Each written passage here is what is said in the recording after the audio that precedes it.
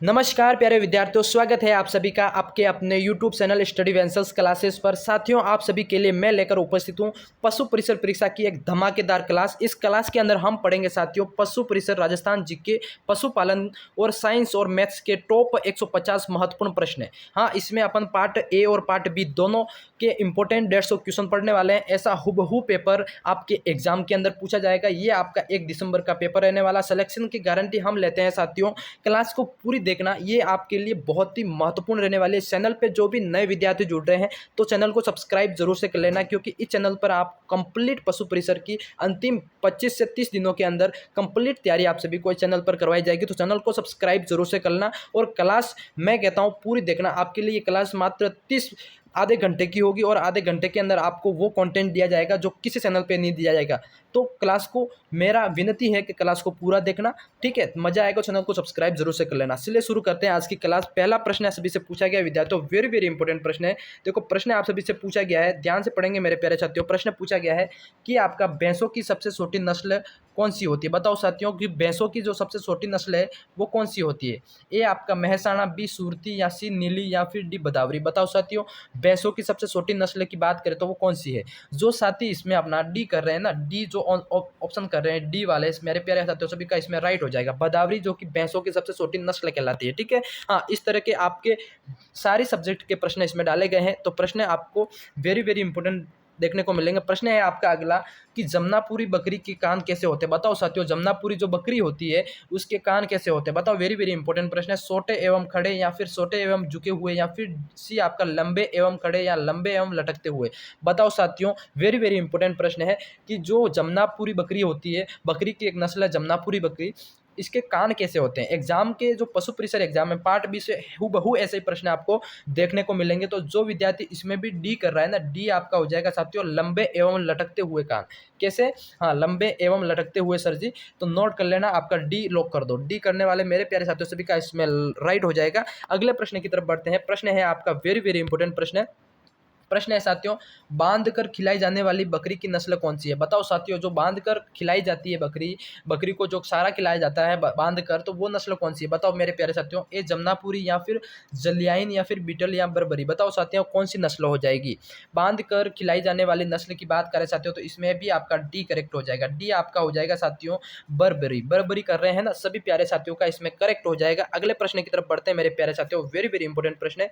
ये रहा आप सभी के लिए, थोड़ा सा प्रश्न को छोटा कर लेते हैं साथियों। प्रश्न है आपका, प्रश्न है कि किस चित्रकला शैली में पुरुषों के चेहरे पर चोट एवं चेचक के दाग प्रदर्शित है। बताओ ना, मैंने बोला था इसमें आपके लिए सभी सब्जेक्ट के राजस्थान जीके और पशुपालन पार्ट बी, साइंस, मैथ सारे के प्रश्न डाले हुए हैं। तो किस चित्रकला शैली में पुरुषों के जो चेहरे पर है चोट और चेचक के दाग प्रदर्शित है। बताओ कौन सी चित्रकला है। हाँ, सभी विद्यार्थी जो इसमें 4 कर रहे हैं ना, 4 डी कर रहे हैं, जयपुर चित्रकला। कौन सी? जयपुर चित्रकला शैली के अंदर पुरुषों के चेहरे पर चोट और दाग के निशान प्रदर्शित किए गए हैं। तो जो मेरे प्यारे साथी इसमें डी कर रहे हैं ना, उन सभी का इसमें करेक्ट हो जाएगा। साथियों क्लास को पूरी देख लेना। मैं कहता हूं आपके इसमें से 100% आपके 100 150 में से आप 100 मतलब 300 में से आप लगभग 150 मतलब 115 प्रश्न आप कंप्लीट कर लोगे, है ना। तो इसमें देख लो, आपका जो जयपुर चित्र शैली का उद्भव लगभग 1700 से 1900 के मध्य हुआ था। इसकी लंबी अवधि है, ठीक है। ये 1700 से 1900 तक की अवधि मानी जाती है। इस चित्र कला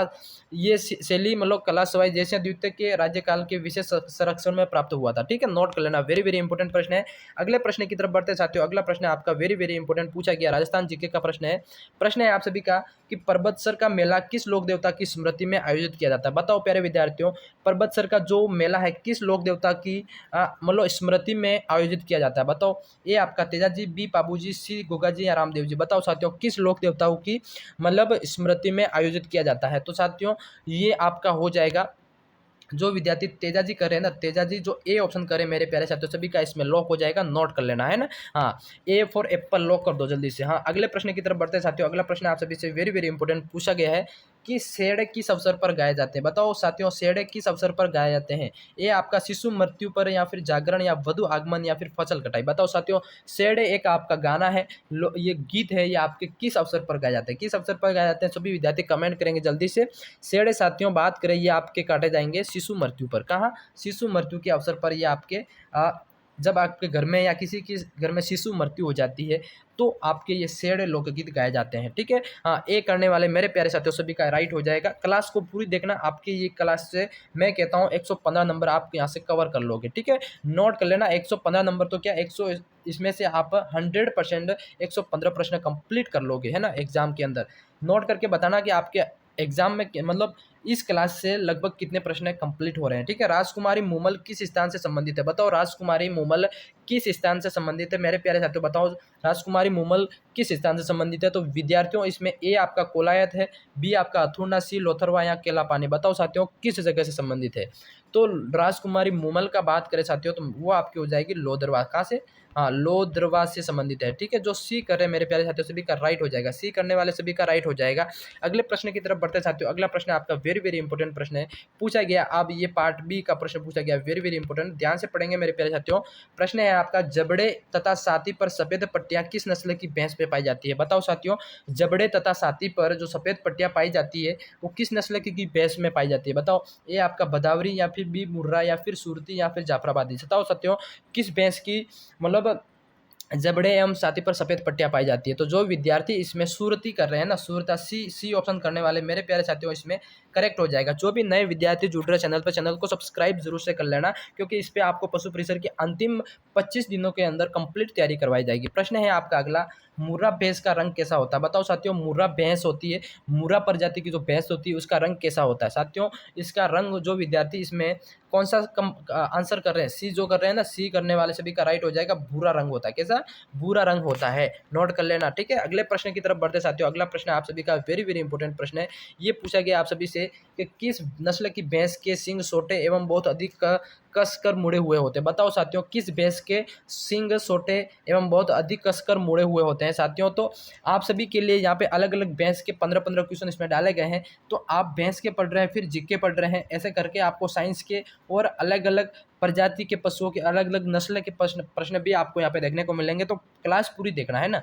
तो ए भदावरी हो जाएगा, सुरती, मुर्री या महसाणा, बताओ सॉन्ग जो भैंस के सिंग छोटे और बहुत अधिक कसकर मुड़े हुए होते हैं साथियों, तो वो आपके हो जाएंगे मुर्री, मुर्री भैंस के किस, ठीक है, किस नस्ल की भैंस होती है तो वो मुर्री नस्ल की, कौन सी, मुर्री। हाँ, जो विद्यार्थी इसमें सी कर रहे हैं उन सभी का साथियों इसमें करेक्ट हो जाएगा।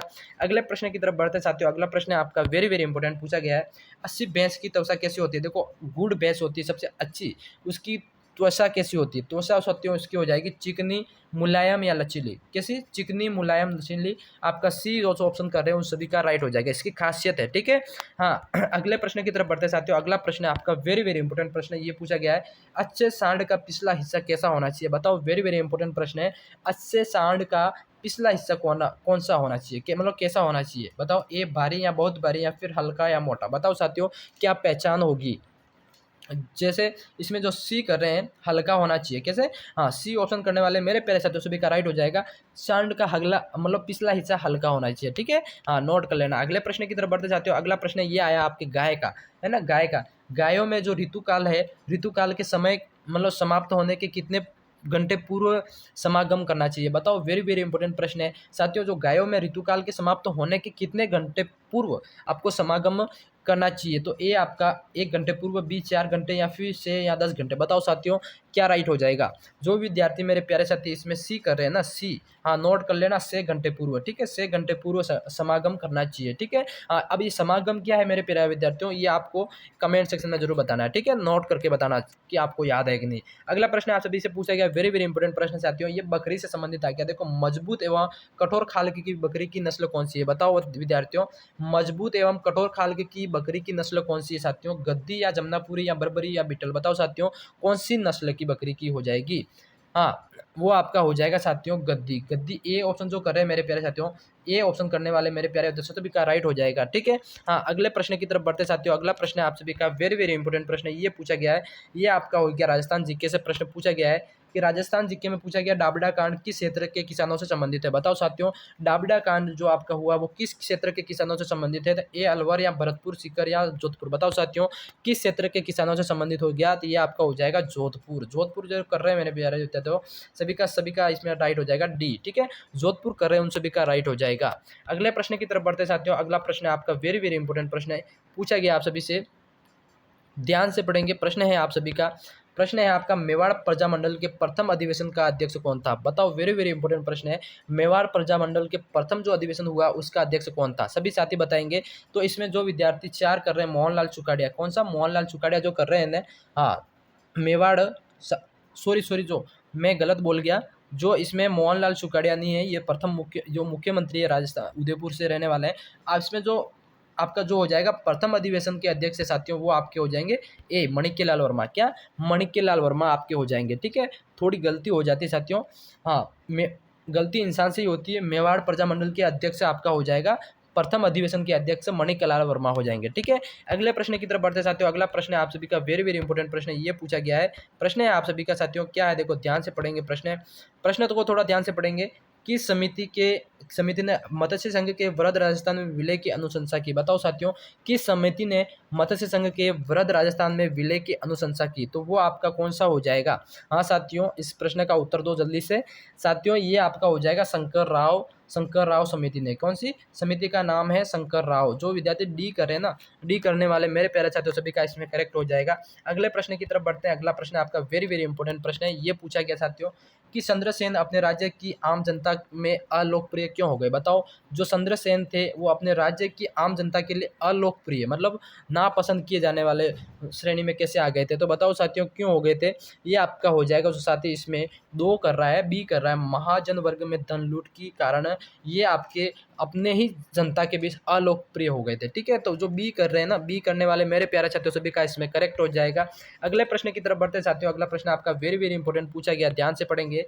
मारवाड़ म्यूरल्स, बताओ मारवाड़ म्यूरल्स के लेखक कौन है? बताओ, वेरी वेरी इंपॉर्टेंट प्रश्न है। मारवाड़ म्यूरल्स के लेखक कौन है साथियों?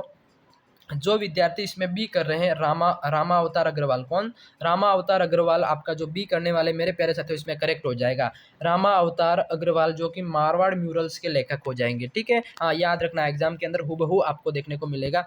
अगले प्रश्न की तरफ बढ़ते साथियों। अगला प्रश्न आपका वेरी वेरी इंपॉर्टेंट पूछा गया, ध्यान से पढ़ेंगे। प्रश्न है आपका रमजोल आभूषण मध्यकालीन मारवाड़ में शरीर के किस भाग में संबंधित है? बताओ, जो रमजोल आभूषण है वो कब है? मध्यकालीन मारवाड़। कब? मध्यकालीन मारवाड़ में शरीर के किस भाग से संबंधित है? कमर, नाक या पैर, अंगुली? बताओ साथियों, किस भाग से संबंधित है?